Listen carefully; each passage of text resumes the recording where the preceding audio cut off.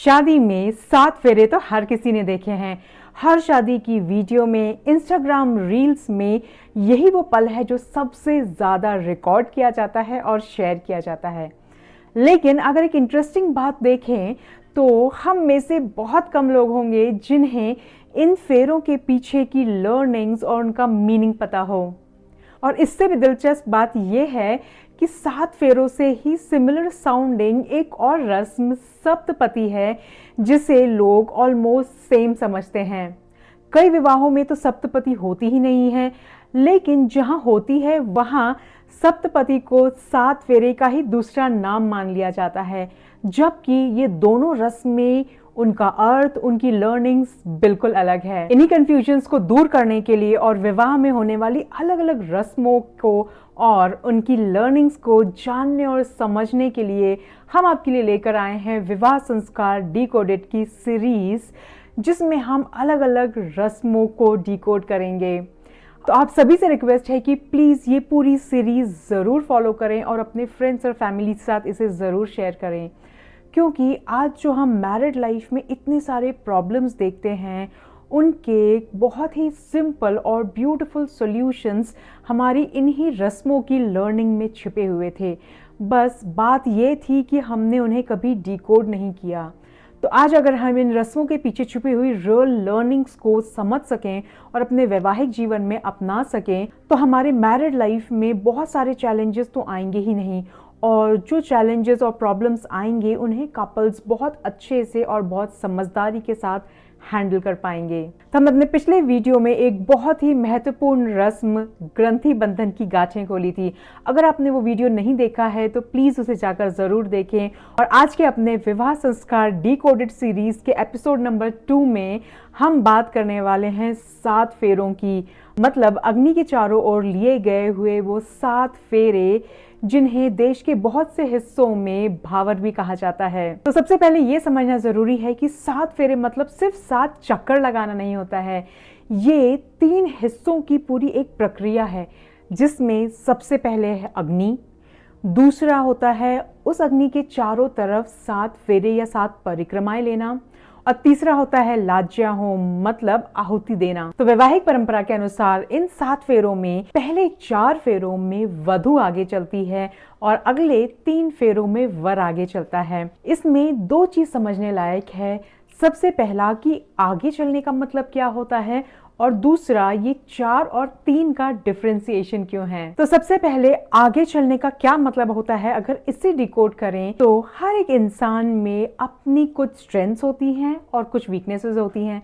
उसी तरह हस्बैंड और वाइफ में भी होती हैं। लेकिन घर की ग्रोथ तभी पॉसिबल है जब जिसमें जो अच्छाई है या जिसमें जो स्ट्रेंथ है वो उस पर्टिकुलर एरिया में लीड करे, बिना ईगो या बिना अपने पार्टनर को उसकी कमी दिखाए साथ लेकर उस फील्ड में या उस एरिया में आगे बढ़े, और दूसरा पार्टनर भी अपने पार्टनर की उस स्ट्रेंथ को सराहे और साथ में बिना अपने आप को कम माने उसके साथ आगे चले। फॉर एग्जाम्पल, अगर वाइफ घर का फाइनेंस ज़्यादा अच्छी तरीके से, ज़्यादा बेहतर तरीके से संभालती हैं तो उन्हें घर का बजट बनाने में लीड लेना चाहिए, और हस्बैंड को भी उनकी इस क्वालिटी को सराह के उनको सपोर्ट करना चाहिए। उसी तरह अगर हस्बैंड बच्चों को पढ़ाने में या उनके पढ़ाई में हेल्प करने में ज्यादा अच्छे हैं तो उन्हें उस पर्टिकुलर एरिया में लीड करना चाहिए, क्योंकि वैवाहिक जीवन में कोई कंपटीशन नहीं होता, कौन आगे या पीछे नहीं होता, बल्कि मेन पॉइंट ये होता है कि कौन किस फील्ड में अच्छा है वो उस पर्टिकुलर फील्ड में आगे बढ़कर लीड ले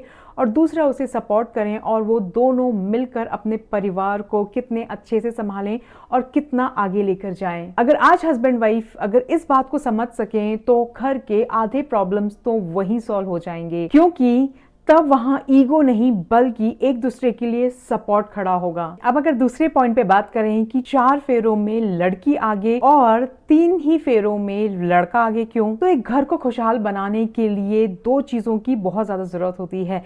सबसे पहला होता है बॉन्डिंग और दूसरा होता है पुरुषार्थ। लेकिन घर को बनाने के लिए और एक साथ जोड़कर रखने के लिए बॉन्डिंग सबसे ज़्यादा ज़रूरी होती है, और विमेंस में या महिलाओं में ये क्वालिटी बहुत नेचुरली अवेलेबल होती है।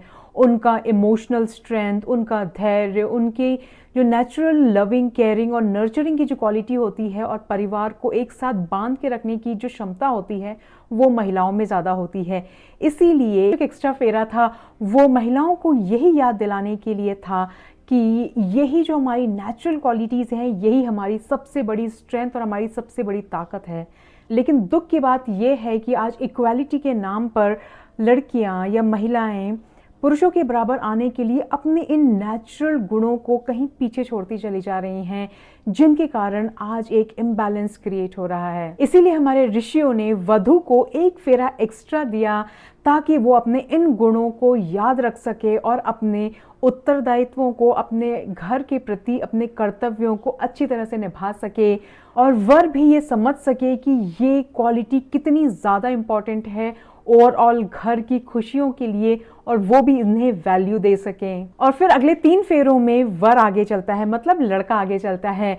इसका अर्थ होता है कि बॉन्डिंग के साथ साथ पुरुषार्थ भी उतना ही ज्यादा महत्वपूर्ण है। तो इस रस्म के माध्यम से हमारे ऋषि हमें ये सिखाना चाहते थे कि जब हस्बैंड और वाइफ एक दूसरे की स्ट्रेंथ का सम्मान करते हैं, जब एक दूसरे से कंपेयर करने की जगह एक दूसरे को कॉम्प्लीमेंट करते हैं, तभी घर में संतुलन आता है और घर में खुशहाली आती है। अब हम आते हैं इस रस्म के सबसे इंपॉर्टेंट केंद्र अग्नि पर, जो कि यज्ञ कुंड में प्रज्वलित होती है। तो सबसे पहले यज्ञ को समझना जरूरी है। यज्ञ मतलब सत्कर्म या सेक्रीफाइस, या सिंपल शब्दों में समझें तो अपने कर्तव्यों को बहुत अच्छी तरह से पूर्ण करना। तो गृहस्थ में ऐसे बहुत से मौके आते हैं जब हमें अपनी पसंद और नापसंद को पीछे रखकर अपने कर्तव्यों को प्राथमिकता देनी होती है। कभी बच्चों की जरूरतें आगे करनी पड़ती हैं, कभी अपने पार्टनर की, कभी अपने परिवारजनों की।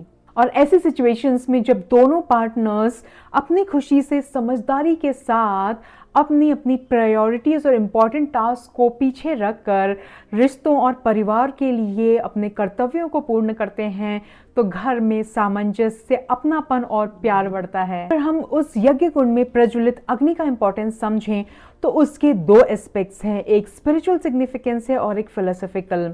हमारे वैदिक संदर्भ में यज्ञ को अग्नि की मध्यस्थ शक्ति मानी गई है, जो हर संकल्प और हर आहुति को देवताओं तक पहुंचाने का काम करती हैं। यही कारण है कि हमारे भारतीय परंपरा में, हमारे भारतीय संस्कृति में अग्नि को बहुत ज़्यादा महत्व दिया गया है। इनफैक्ट ऋग्वेद, जो चारों वेदों में सबसे ज़्यादा इम्पॉर्टेंट वेद माना गया है, उसका पहला श्लोक भी अग्नि की स्तुति या अग्नि के महत्व से ही शुरू होता है। इसीलिए विवाह में अग्नि के सामने सिर्फ वचन बोले नहीं जाते हैं, बल्कि वो संकल्प अग्नि को समर्पित किए जाते हैं, जो हमें ये याद दिलाती हैं कि शादी का केंद्र मैं या तुम नहीं, बल्कि वो वचन, वो संकल्प हैं जो हमने एक दूसरे के लिए, अपने परिवार के लिए अग्नि की साक्षी में लिए। और फिलोसॉफिकली देखें तो अग्नि के स्वभाव में ही शादी की बहुत सी सीखें छुपी हैं। फर्स्टली, जैसे अग्नि की लौ हमेशा ऊपर की तरह उठती है, उसी प्रकार हस्बैंड वाइफ को हमेशा एक दूसरे को ऊपर उठाने की कोशिश करना चाहिए। सेकंड है, अग्नि रोशनी देती है, मतलब ट्रांसपेरेंसी। तो हमारा रिश्ता ऐसा होना चाहिए जहां हमें अपनी कोई भी भावनाएं, कोई भी गलती, कोई भी इमोशंस को छुपाने की ज़रूरत नहीं पड़ना चाहिए। हम एक दूसरे के साथ अपनी सारी चीज़ें बहुत ओपनली शेयर कर सकें, क्योंकि कोई भी रिश्ते बहुत बड़ी गलतियों से नहीं, बल्कि छोटी छोटी चीज़ों को छुपाने से ज़्यादा कमज़ोर होते हैं। थर्ड, अग्नि तपाती है, मतलब कि रिश्तों में कई बार मतभेद होंगे, मिसअंडरस्टैंडिंग्स होंगी, समस्याएं होंगी, झगड़े होंगे, लेकिन सवाल ये है कि हमें एक दूसरे के अपोजिट खड़े होना है या फिर उन प्रॉब्लम या समस्याओं को एक साथ मिलकर सॉल्व करना है। क्योंकि जब दोनों एज अ टीम वर्क करते हैं या दोनों एज अ टीम उस प्रॉब्लम को सॉल्व करने की कोशिश करते हैं, तो चीजें जल्दी सॉर्ट आउट होती हैं। नेक्स्ट इज, अग्नि खुद जलती है लेकिन दूसरों को रोशनी और गर्माहट देती है। इसी तरह हमें भी अपने रिश्ते में ये नहीं देखना है कि हमें कितना ज़्यादा मिला, बल्कि हमें ये देखना है कि हम अपने रिश्तों को कितना ज़्यादा दे पाए। क्योंकि कई बार थोड़ा एक्स्ट्रा प्यार, एक्स्ट्रा सम्मान और थोड़ा एक्स्ट्रा अपनापन देने से हम अपने रिश्तों को ज़्यादा मजबूत बना पाते हैं। और लास्टली, अग्नि कभी भी स्थिर नहीं होती है। उसी प्रकार हमारी लाइफ में भी जिम्मेदारियां बदलेंगी, प्रायोरिटीज़ बदलेंगी, हालात बदलेंगे। उस समय हमें अपने रिश्तों को थोड़ा और समझना होगा, संभालना होगा और मैच्योरिटी से उन्हें हैंडल करना होगा। अब हम आते हैं इस रिचुअल के सबसे खूबसूरत पार्ट पर, जो है लाच्या होम। तो पुरानी परंपरा के अनुसार वधू का भाई वधू के हाथ में कील या लाई, या जिसे हम पफ्ड राइस कहते हैं, वो देता था। वधू वही लाई अपने हस्बैंड के हाथ में देती और हस्बैंड उसे अग्नि में समर्पित कर देता। ये प्रक्रिया 3 बार की जाती। देखने में तो ये बहुत छोटा सा प्रोसेस लगता, लेकिन इसके पीछे की लर्निंग बहुत खूबसूरत थी। सिंबॉलिकली ये बताता था कि वधू या लड़की अपने मायके से जो भी लेकर आती है वो अपने पति को सौंपती है, लेकिन पति ये कहता है कि जो भी आपको आपके घर से मिला, आपके यूसेज के लिए जो भी आपको मिला है वो बहुत अच्छी बात है, लेकिन हम अपना जीवन यापन या हम अपने घर को अपने मेहनत की कमाई से चलाएंगे, और ये जो भी एक्स्ट्रा हमें मिला है, जो कि एज अ गिफ्ट आपके परिवार से मिला है, उसे हम समाज के लिए या किसी अच्छे कार्य में से लगाएंगे। तो इस रिचुअल के माध्यम से ऋषि हमें ये सिखाना चाहते थे कि हमें जमा करने की जगह अपने मेहनत से अपना जीवन यापन और अपने कर्तव्यों को पूर्ण करना चाहिए, और जो भी अतिरिक्त मिले उसे समाज के लिए और अच्छे कार्यों के लिए समर्पित करना चाहिए। तो अगली बार जब भी आप ये 7 फेरे देखेंगे तो आपको सिर्फ 7 राउंड नहीं, बल्कि उनके पीछे की ये बहुत खूबसूरत लर्निंग्स और टीचिंग्स जरूर याद आएंगी। तो आई एम श्योर कि आप भी इन 7 फेरों की लर्निंग्स और टीचिंग्स को अपने जीवन में जरूर अपनाएंगे। तो अगर आपको आज का हमारा वीडियो पसंद आया हो तो प्लीज़ हमें सब्सक्राइब करें, लाइक करें और शेयर करें अपने फैमिलीज़ और फ्रेंड्स के साथ, ताकि वो भी सिर्फ फेरों को होते हुए ना देखें, बल्कि उनकी लर्निंग्स और टीचिंग्स को अपने जीवन में अपना सकें और अपने वैवाहिक जीवन को खुशहाल बना सकें। लेकिन विवाह संस्कार की कहानी अभी बाकी है। हम अपने विवाह संस्कार डिकोडेड सीरीज के नेक्स्ट एपिसोड में लेकर आ रहे हैं एक और बहुत ही इम्पॉर्टेंट रिचुअल, जिसका नाम है सप्तपदी, जिसमें दोनों हस्बैंड और वाइफ 7 कदम साथ चलते हैं और 7 इम्पॉर्टेंट संकल्प लेते हैं अपने वैवाहिक जीवन को बहुत फुलफिलिंग और बहुत हैप्पी बनाने के लिए। तो नेक्स्ट एपिसोड में हम उन 7 कदमों को डिकोड करेंगे और जानेंगे कि हमारे ऋषियों ने उनके माध्यम से हमें क्या लर्निंग दी है। तो हम मिलेंगे अपने नेक्स्ट एपिसोड में। तब तक के लिए बहुत बहुत धन्यवाद। भारतीय संस्कृति की जय।